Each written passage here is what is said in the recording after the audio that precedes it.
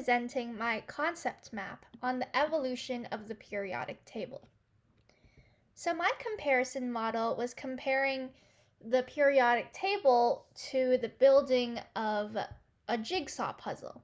At first, the chemists did not have all the puzzle pieces or elements, and they did not have the box, which told them both how many elements there are and what they're supposed to look like when they're put into the table. So, as they continued finding more elements as time passed and science progresses, they were able to find patterns which allowed them to recreate the periodic table or puzzle from scratch. So, the first chemist we're going to be discussing is Antoine Lavoisier, and he is known as the father of modern chemistry because he was the first to classify all 33 elements known at the time into a table. However, this table was not really periodic because it didn't have patterns in it.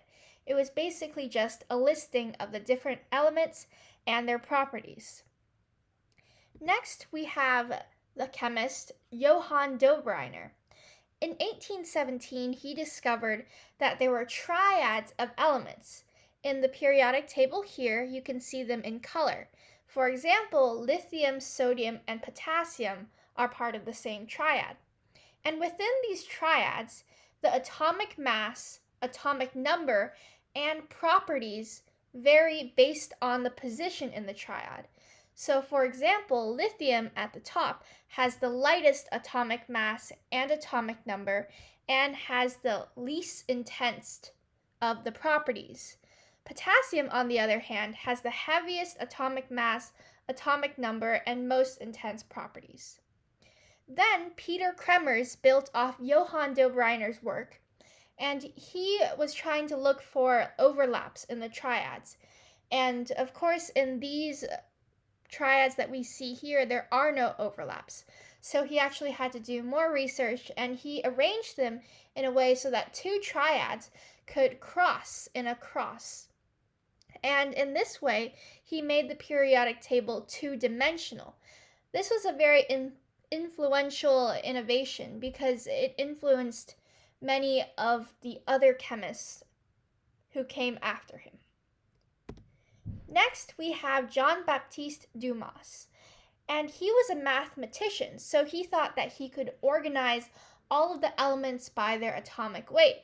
However, he discovered that it's not possible, and he completely failed in doing so because the fundamental property that separates elements is not their atomic weight.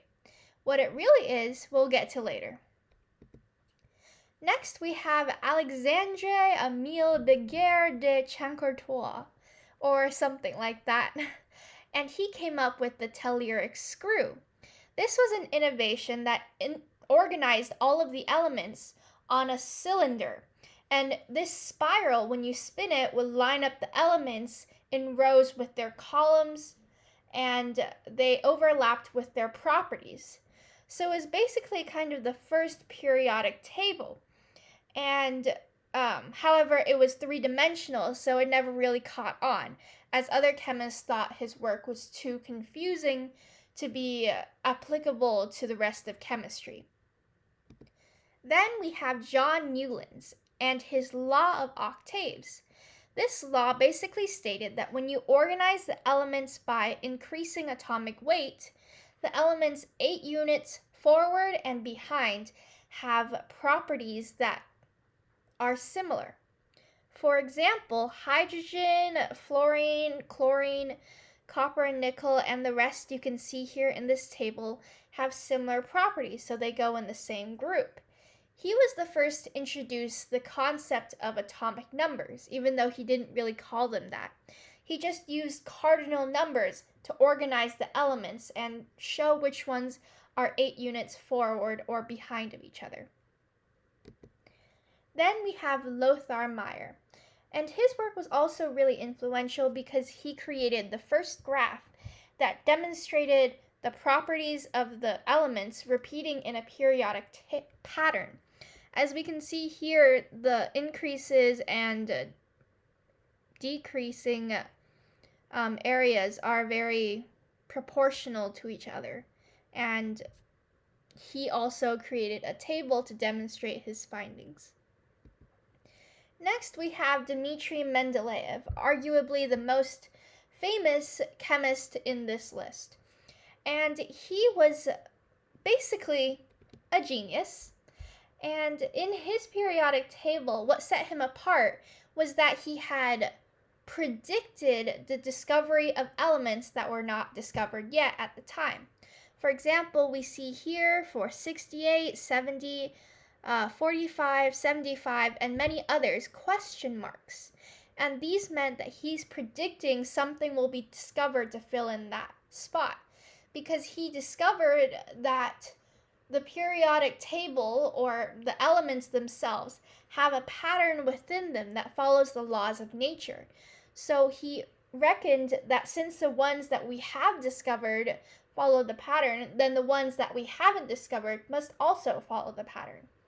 So he basically predicted the properties of all these elements that no one had even heard of. Well, one of his predictions was eka-aluminum.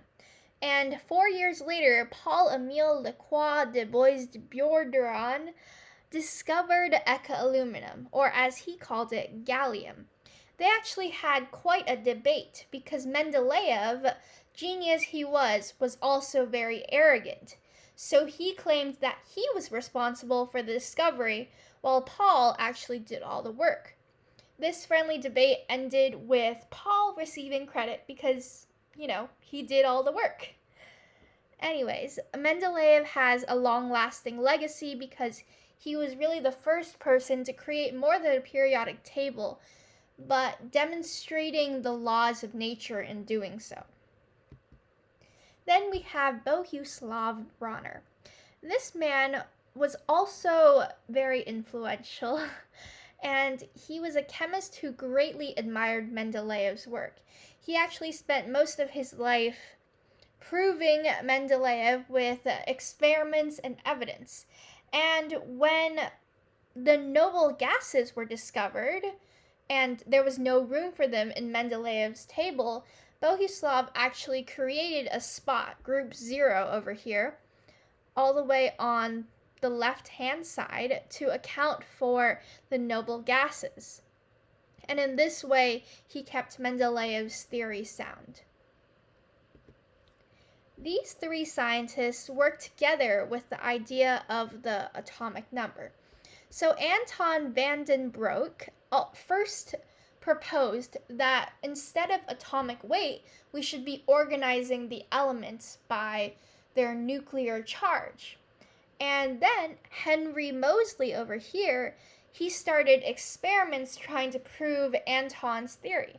However, he tragically died in World War I, so the experiments were left alone for a while, and then other chemists revisited it and found that he had done some great work.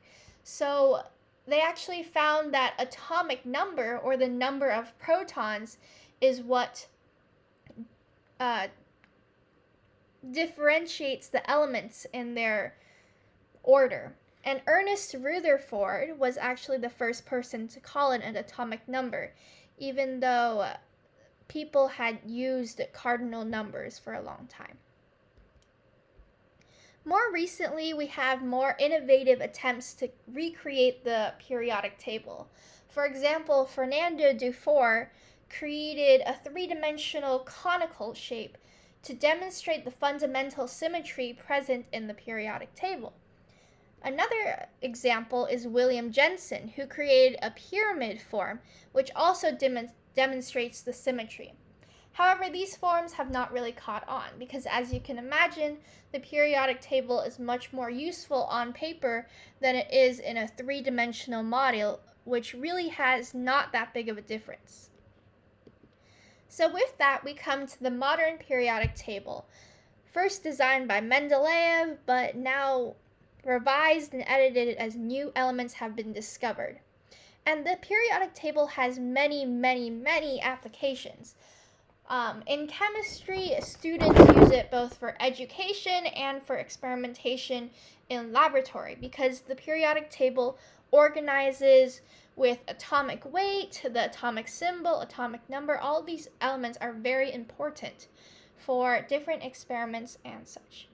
So that's about it.